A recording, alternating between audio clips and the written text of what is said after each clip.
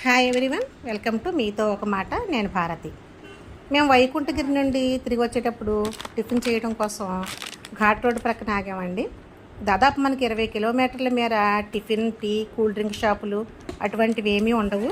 మనకు కావాల్సినవన్నీ కూడా మనం పట్టుకుని వెళ్ళాల్సిందే. టిఫిన్స్ చేశాక మాకు దగ్గరలో ఒక చింత చెట్టు పండిన కాయలతో కనిపించింది. అక్కడికి వెళ్ళాం. సరదాగా కింద పడిన కాయలు ఏమన్నా ఉంటే చూద్దామని. మా అబ్బాయి సరదాగా ఒక కొమ్మ పట్టుకుని లాగితే జలజలమంటూ చాలా కాయలు అయితే రాలిపోయాయి. మా ఆనందం అంతా ఇంత కాదండి. ఇక్కడ చూడండి, అందరం కలిసి చింతకాయలు ఏరుతూ చింతకాయలు దొంగలం అనుకుంటూ ఒకటే నవ్వులు.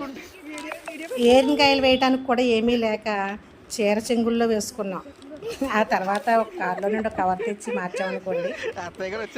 మరి ఇలాంటి ఫన్నీ సంఘటనలు మనకి లైఫ్ లాంగ్ తలుచుకుని నవ్వుకోవడానికి ఉంటాయండి. మరి ఆ విధంగా మేము కాయలన్నీ వేరాం. దాదాపు 5 కేజీల కాయలు అయితే ఏరాం అందరం. ఇంకా చాలా ఉన్నాయి, కానీ మాకు ఇంకా ఇతర ప్రయాణాలు ఉండటం వల్ల అక్కడ ఎక్కువ టైం స్పెండ్ చేయలేకపోయాము. కొన్ని స్వీట్ మెమరీస్ అనుకోకండి ఇలా జరుగుతూ ఉంటాయండి. ఇది ఒక కారు దగ్గరికి వచ్చాక చూస్తే నా చెంగుకి చిక్కుకుని ఒక చింతకాయ, దాన్ని చూసి మరలా నవ్వులు.